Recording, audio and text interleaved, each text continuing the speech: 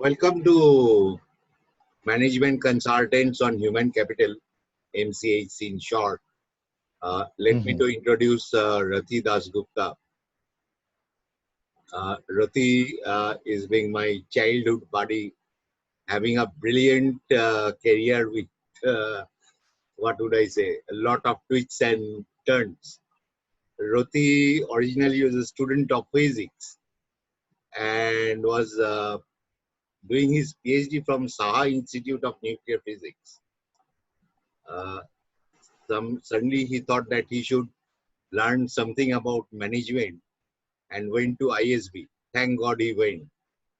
And from there he joined the corporate career, has graced very senior positions in many technology companies, starting from Sun Microsystems, Regalix, Happiest Minds, Zensar, and his work area encompassed areas from technology, competitive technology, retail, and whatnot. And he still is having his creative mind, publishes a lot of paper.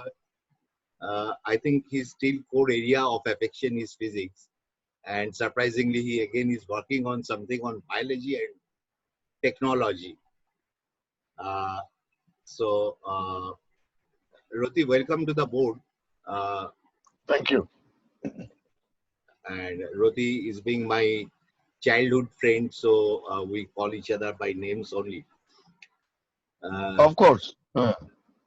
Rati, I wanted to have a discussion with you, particularly on the on your views. How are you, since you are looking the business from the apex part of the business? With COVID-19 crisis across the globe, now you are being in US and have worked with many US companies. You are looking at the US situation, traveling all across the country, controlling the global business scenario. What do you think is going to be the business scenario or the major challenges after this COVID-19 crisis? See, we have to analyze the system from the point of view of uh, two things. One is obviously the demand situation, and secondly, how do you fulfill the demand through the you know workforce, right?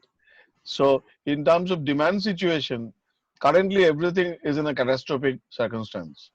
So, let me take example of retail. So, nobody is going to the retailers. The retailers have to only keep it open uh, primarily online, and also have 25% occupation in their stores as well as restaurants or similar establishments.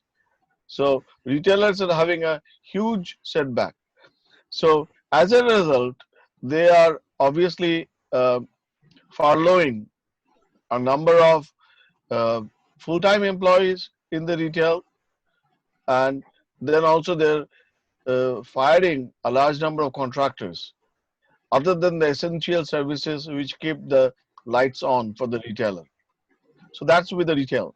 Similarly with the healthcare, if you see that the healthcare, uh, as people will uh, probably not understand it from a distance, saying that okay, there are a lot of COVID patients, so the hospitals are earning money, but that's not true. The hospitals are mostly earning money through other means when the hospital system actually runs. So these are primarily the OT charges, the surgical operation theater charges, pharmaceuticals, or the pharmacy within the store, hospital, blood bank, and obviously the bed rents. Now, if you look at any hospital in the US, most of the hospitals are populated by COVID-19 patients. Normal people with not so uh, not so much of emergency, are not visiting the hospitals, right? So outpatient revenue is very, very low. OT is not happening. I was told by one of the largest group of hospitals in Chicagoland area that 19% of the OT is occupied, which is uh, well below normal. The normal is like 80 to 100% occupation. So 19% is well below normal. So the OT charges and the instrument charges and the lease, doctor's fee, everything contributes to the revenue loss of the hospital. So, for example, I don't want to take a name, but it's a $4 billion hospital which lost 328 million in first 1 month of COVID, which is the month of April. So hospitals to sustain is a big question mark. Let's go back to automotive industry. There's no car being sold. There is no traveling. So the car rental companies are struggling a lot. As they are struggling a lot, they're not procuring cars from the manufacturers or the OEMs, right? So that is suffering. As because they are not taking those cars on lease, the leasing companies are suffering. So overall, the situation is in a very bad shape, which leads to a major change in workforce, right? So you have so many people being laid off in the US. I'm sure that number is uh, uncountable in countries like India and China because of the population and a large number of unorganized sector. So that's the current situation. Now, let's go back. Let's address the situation after COVID, right? Right. So after COVID, uh, let's take example of the big four consultants. They're not firing people. They are sometimes furloughing people or sometimes putting the workforce in terms of their intelligent workforce on leave, right?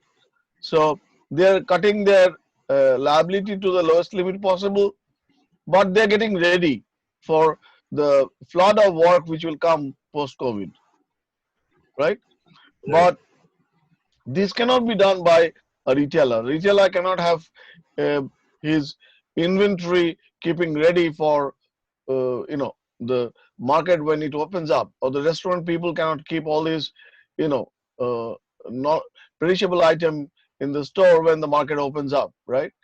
Right. Hospital uh, is in trouble because Yeah. if they fire doctors and nurses, it's very difficult to get them back when the situation opens up, right? Right. The other thing which we need to consider is that uh, probably this is the new normal, Right. as As you we are know. saying, new normal life. Yeah, new normal life that a lot of people like you, me, and a large section of the technology sector, they're working from home through uh, Zoom, just like today we are having a conversation, right? Right. So either Zoom or Microsoft Teams or Gmeet or so many other GoToMeeting. So they're using all these virtual medium to collaborate. And I think that will continue for a long time because this is a good test and this has been seen quite effective from that perspective, right? Right. So once this new normal is affected, so that has a different effect on manpower, right? Right. You're ensuring that your manpower is efficient, effective, attentive. All these are uh, intelligent, uh, controlling intelligent manpower is always a challenge, right? Right. So I think uh, the whole situation in managing workforce will be a big challenge. And there's a lot of changes which are coming in this circumstance. You Now, see, yeah. tell me. See, on one hand, we are seeing layoffs, particularly in the sectors like automobile, aviation, hospitality, Right. and then some of the sectors like, say, healthcare, medicine, pharmaceuticals, and all, who are Hmm. possibly gainers, at least temporarily as it appears. Again, if I look No, at they the are not work, actually. They're, pharmaceuticals may be gainers, but maybe gaining something, but I'll give you that story later on. Let's continue. I'll tell you okay. what's happening with the big pharma farms. Yeah. So now, on one hand, we are seeing work from home, that is new normal, but that is, as Hmm. you rightly said, is for the intelligent people or Hmm. the people who are on the white collar jobs majorly. Hmm. Think about the places. See, I can tell you in India, we are facing two kind of problems. One Hmm. is job crunch and layoff on one hand. Hmm. Second is in some of the sectors because of the COVID, because of the migrant worker issues, many Hmm. sectors are finding it difficult to get working hands. Right. Okay. Again, if you look it from the economic point of view, the costing part will also play an effective role. So, with the advancement of technology, particularly in the manufacturing sector, I am talking about maybe to some extent to the aviation sector also. AI, Hmm. robotics, these will play a significant role in coming future. Yes. So, okay. So you pointed several important things. One is obviously, let's go one by one. In terms of manpower, as you said, in India, we have seen layoff happening in unorganized sector. We have seen a large migrant population suffering, right? Right, Now, is it true that those skills are not required? No, those skills are required, but uh, temporarily those construction or other type of manufacturing work, they're on hold, right? right, Now, you may not get back the same workforce. It's not easy because these people, they go back to their village. Some of them die on the road. Some of them suffer so much that they are not available when the system opens, right? That's one situation. Second situation is, as you said, that the skill is changing. Of course, not only the skill, also the technology.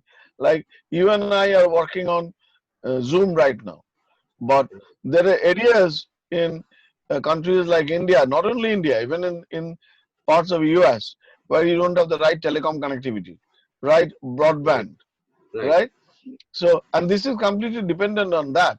If you want to say, for example, let's set a high tech example that somebody is designing a circuit.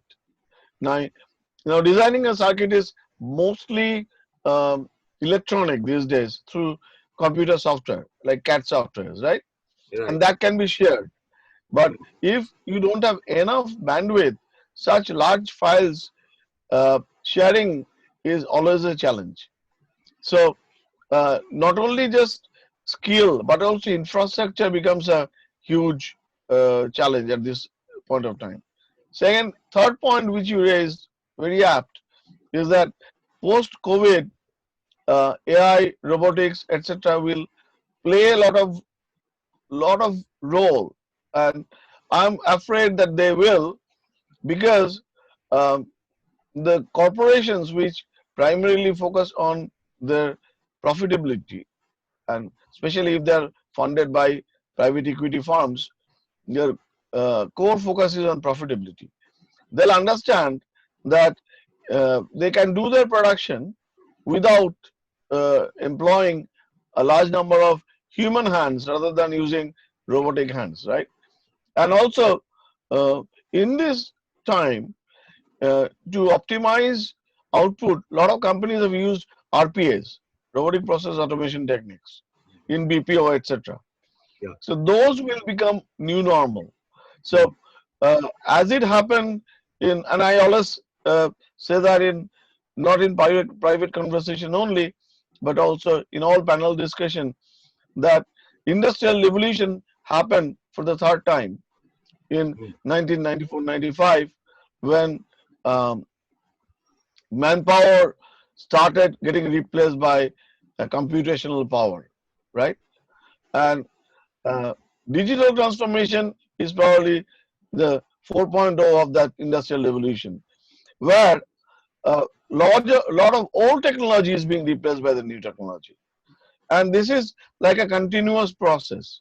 That earlier, the insurance clerk's job was replaced by a computer, right? So Right. it is convenient for the consumer. You don't stand in the line for a long time, right? Correct. Your receipt is generated right therein, or you can pay online. That is the next level.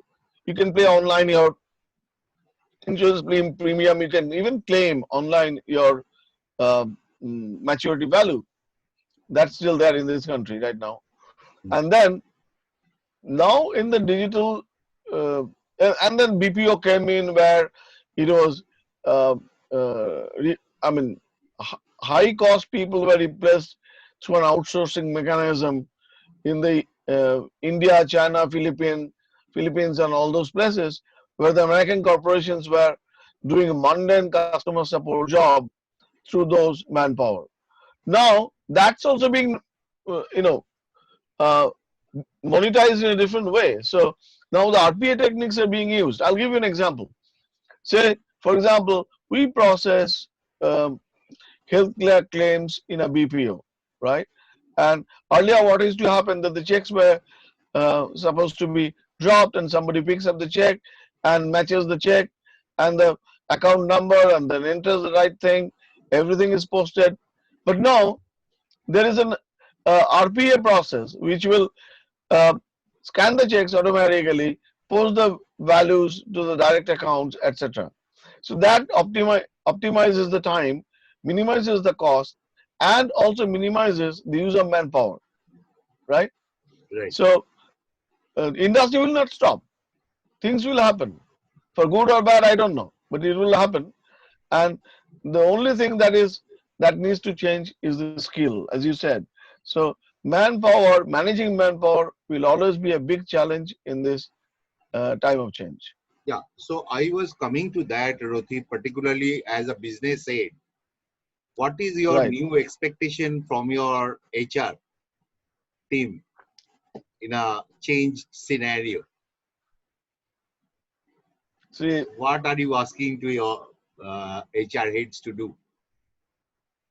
right. So one thing is, of course, that if there is a remote work situation for HR, it becomes a lot more challenging to understand whether these people are actually working or not working or just logged on, right?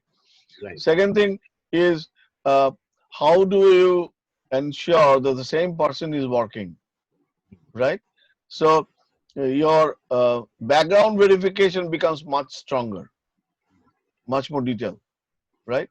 And capturing on a daily basis uh, their effectiveness or attendance becomes a challenge for HR. So HR becomes HR, and HR is facing a lot of changes in the whole processes, right?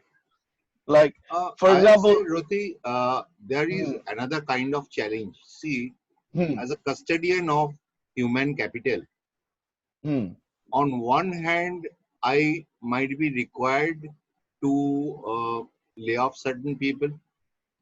right, Okay. So, creating, reducing the fear scope or hmm, the fear kind of thing that who is going to be next is one. hmm, Second is retaining my key talents. hmm, So both contradictory challenges, of course. Hmm, okay, which is putting HR into a lot of challenges, and hmm, possibly they are trying to find out a solution that hmm. how, I mean, industry wise they will have to position themselves. So what do you think is happening across the globe in this situation? See, it's always a challenge. Uh, I have seen this in a big way when I was in Target. So what we did, we replaced, and this is quite quite a pathetic situation where we had to replace a large number of uh, our internal IT people by our own captive in India, right? So at one point of time, HR was preparing them for a major change, change of their job, change of their lifestyle. We were retraining people to an extent possible. We are outplacing them in other organizations, and we are also giving them golden handshake, right? All these three was happening. In parallel, we are also hiring people because the skill uh, that was required for the new job was very different from the skill that they had, right? So Right. most of these people were like COBOL programmers for a very long time. Right. So we needed those days in 2004, 5, Java, open source, XML people, and service-oriented architecture, all sorts of things around that. And so we tried retraining some of them. And mind it, more and more, the science is going towards, um, computer science is uh, no longer a tool, but advanced computer science is a lot of knowledge of mathematics. So it will not be easy to train a COBOL programmer to learn machine learning algorithm because that's essentially statistical learning process, right? So Yeah. you need to know good linear algebra, you need to know good statistical analysis, you need to know understand all learning methods in statistics, both supervised, unsupervised, and matrix reduction, everything. Those things cannot be taught to somebody at the age of 45 years, right? It's not easy. So retraining is uh, is an option, but it's a challenge for HR, right? Hiring in the same organization and firing parallelly is always a big, major challenge. I mean, how do you maintain your employer brand? That's another challenge for a organization, for HR essentially. So when, for example, if you are HP and you are firing 1,000 people, and you know, so you get a there's a news in the market saying HP is firing 1,000 people. On the other hand, you are hiring 500 people with a different skill.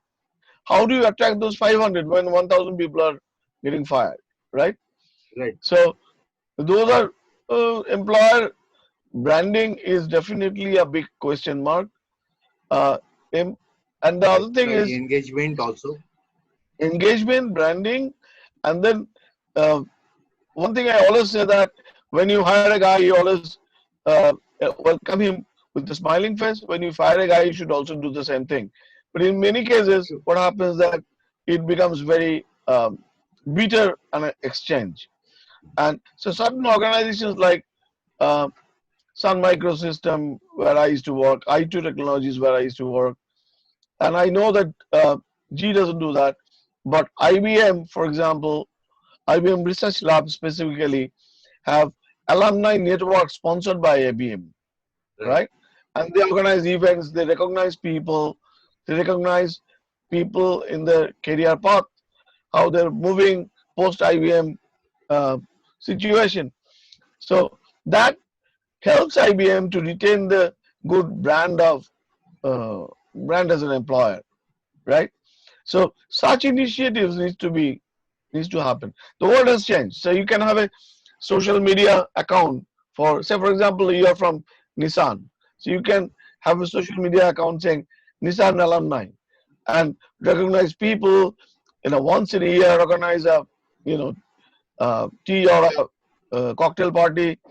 It costs something, but it gives you so much because you get references, you get goodwill. So all of these things are definitely the new HR techniques which you guys are using, but will become more and more relevant. So, Rathi, if I could read you right, according to you, three major things are going to be important. One is redefining manpower planning, Of course, learning and development, definitely. and Change also management, retention. Now, change management. now, how do you think consultants, what role consultants like us, who are Hmm. especially in HR process, what will be the expectation from the HR consultants to support the systems? See, of course, the HR consultants have a bigger role Hmm. in the coming uh, days. The situation is the internal HR knows their own organization, right? An HR consultant comes up with knowledge in the area of learning and development. They understand what is the current trend in the market. They understand what kind of skills to be phased out and how to be phased out. How do you manage workforce in a remote circumstances and or a collaborative environment over remote network? All of these consulting things will become a major offering for the HR consulting firms. Then change management, because if you really say, for example, if you really create reorg on a regular basis, right? Right. Internally, you cannot do that successfully. It's impossible because you have only one perspective. You don't have perspective of the market, right? So that's why Right. HR consultants should come in play. Then managing employer branding in the new era has to be done through social media, and that internally is a big challenge. Right. Employ That's another thing which consultants should do, and of course the employee engagement should be time to time being advised by the HR consulting firms. Internally, there is always a bias. Internally, there is, I mean, you have been working with this gentleman on a day-to-day basis, so you have your personal relationship, positive, negative, whatever, neutral. So that affects your employee engagement. Whereas a consultant comes in, fully neutral, can advise the right thing, can give a third party perspective, and can add value. I always, wherever I worked in decisive, position as a board member or director or VP or managing director, I always used HR consulting firms because I believe in specialization, and these guys definitely bring a lot of specialization and external perspective that is required. Well, Rathi, last one question. You have given a lot of precious time of yours. I know in US No, now no, it is the high working time for you. yeah. One last question, since both of you have a particular inclination towards academics, Mhm. do you think the management institutes should change the curricula to suit the new requirement, the new genre coming out of the institutes or the B schools? Yeah, I always What do you believe, say? and a lot of people do not agree with me, and some people agree with me. And my experience working in teaching in IIM and then some other schools also have different, um, you know, reactions to this fact. I always say that a good physicist is one who, a good physics teacher is one who does research and also understand the subject, can explain it to the students. Similarly, a management prof, professor, or a faculty needs to have regular contact with the industry and should do projects, should engage as consultants. Otherwise, they can never be a good professor because they are out of touch with the market scenario.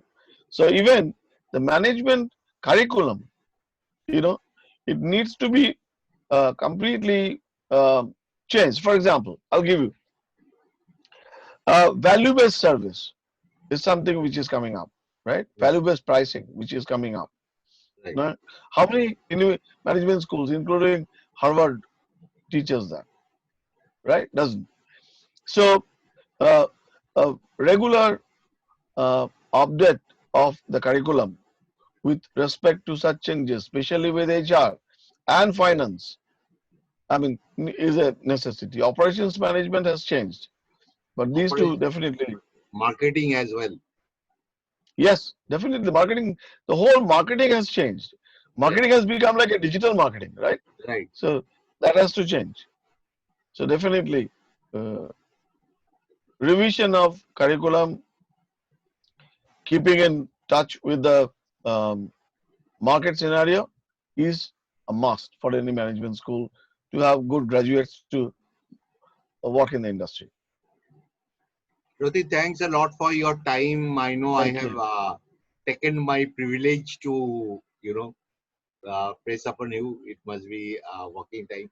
And No, you that's have okay. not been Don't to worry. Kolkata for quite some time now. Now Yeah, this year I am looking forward to meet you personally yeah. and let me know so that I can organize some of your sessions so that the industry community by and large can be benefited and the students. Okay. Thank you. Thank you. So thanks. Have a great day. Uh, Convey my wishes Thank you. to family. Okay. And pleasure talking to you. Thank you. Thank you. Stay safe, Manoj. Thank you. Thank you. Bye.